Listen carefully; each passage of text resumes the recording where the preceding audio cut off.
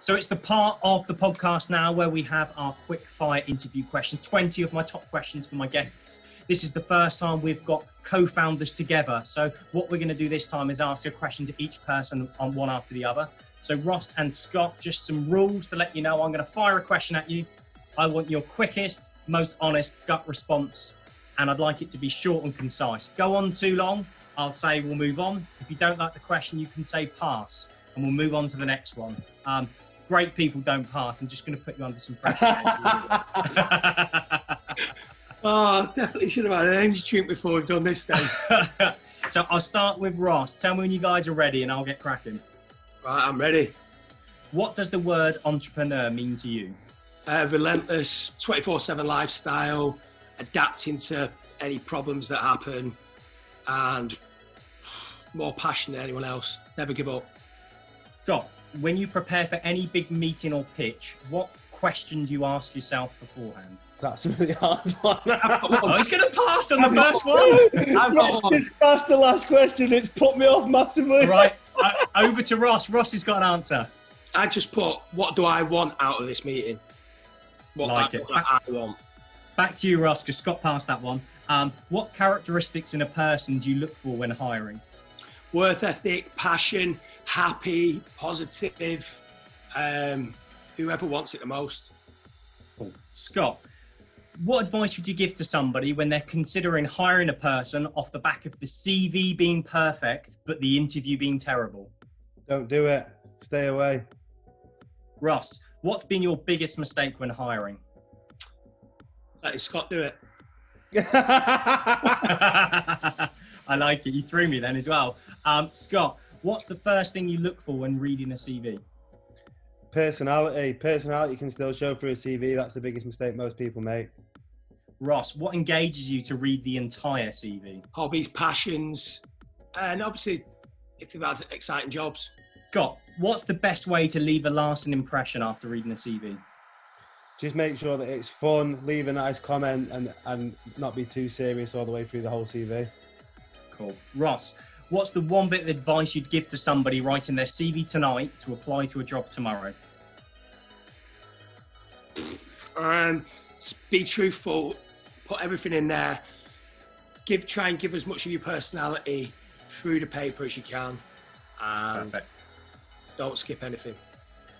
Scott, what's the worst thing you've seen in a CV? Somebody actually put they were unpunctual. Ross, what's the thing most people seem to leave off their CV?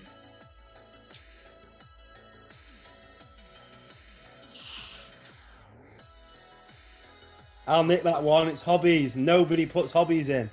There we are. You've got it. And back to you. 1 in 10.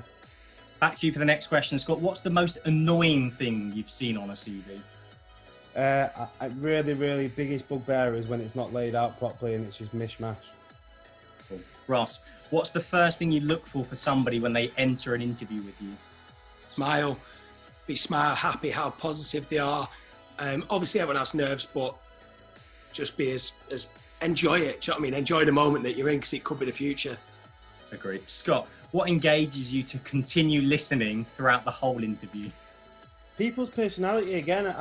I don't like people speaking on a monotone. I don't like people, being nervous. There'll never be an interview with me where I'll make somebody feel nervous. I try and get that out in the first 5 minutes. So I don't take for nerves. The first 5 minutes. After that, if you're still nervous, see you later.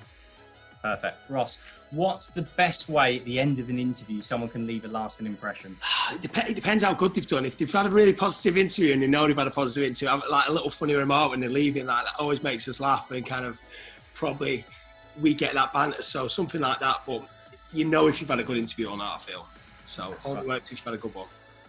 Scott, what's the one bit of advice you'd give to somebody preparing this evening for an interview tomorrow? Dress smart, be on time, have a smile on your face. Ross, what's the one question people struggle with most in an interview? When you ask them, do you go out much? In a job like ours, obviously it's quite important to be out and about on the scene, but people think it's a trick question and kind of like, no. But, and then back themselves, but you're like, no dear, like, do you party? Where'd you go? What do you do? They think it's not important, but for a brand like us, it's very important. Knowing your audience certainly helps. Scott, what's the worst thing somebody's done in front of you during an interview? I'm sure I've had somebody burp in front of me in an interview with a big bottle of water that I just gave them on the way in. Love it. Ross, what's the most annoying thing somebody's done during an interview? Not turn up. Not turn up, agreed. Last question, I'll ask you both, and I'm going to go Scott first because Ross, you answered the last. Scott, what's your killer interview question? Why have you come for this role? Like it. Ross, you've had time to think. What's your killer interview question? What does this role mean to you?